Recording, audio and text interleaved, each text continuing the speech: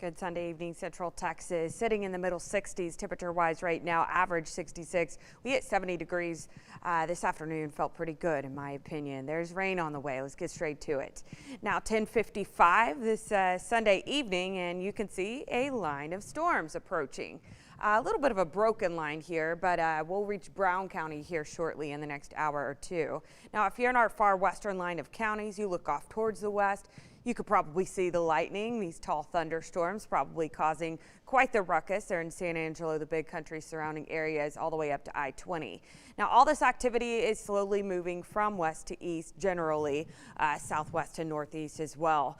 Like I said, likely reaches our western line of counties and just outside of our viewing area to the northwest in the overnight hours, over the next few hours or so. But more is to come, you guys. We have a really good chance for rain as we roll on into tomorrow morning all the way through early tomorrow afternoon especially.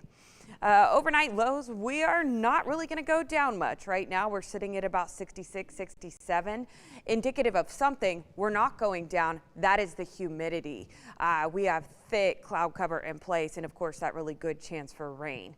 Without skies clearing, we're just not going to go down much for overnight lows. Weather impact alert is because not only do we have isolated flash flooding threat, also, yes, we likely are seeing some strong to severe thunderstorms tomorrow. You definitely want to pay attention to the forecast. It's a heavy travel day. Lots of people going to be out and about. Kiddos out of school, things of that nature. It is a holiday week after all. So you definitely want to pay attention to what's going on radar as we approach throughout the day tomorrow.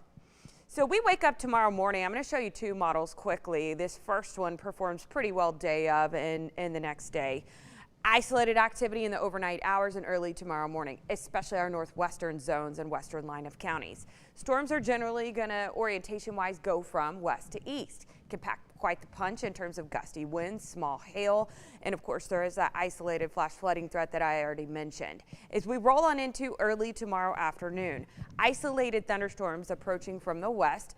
It does include the I-35 corridor in our eastern counties. The further east that these storms march, the higher likelihood that we are seeing severe weather. There's just a very rich environment, very humid air they're going to have in place. And yes, there is the possibility that we see a spin up or two in terms of that tornadic threat. You may have heard about that today. They just published something from the Weather Prediction Center about that.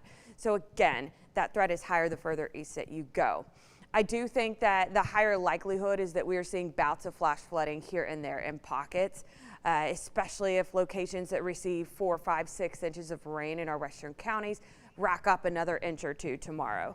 As storms move from west to east, again, we are going to have the potential for some of them to be strong, some of them to be rowdy. Of course, thunder, lightning, and the kiddos are out of school, so definitely want to stick with this forecast. We are going to dry out after this, by the way. We are under that level 2, slight risk for a couple of these thunderstorms to be severe. Some of us could reach, I don't know, 2, 3 inches of rain over the next 7 days, including the weekend after Thanksgiving. So very interesting fast we've got here, you guys.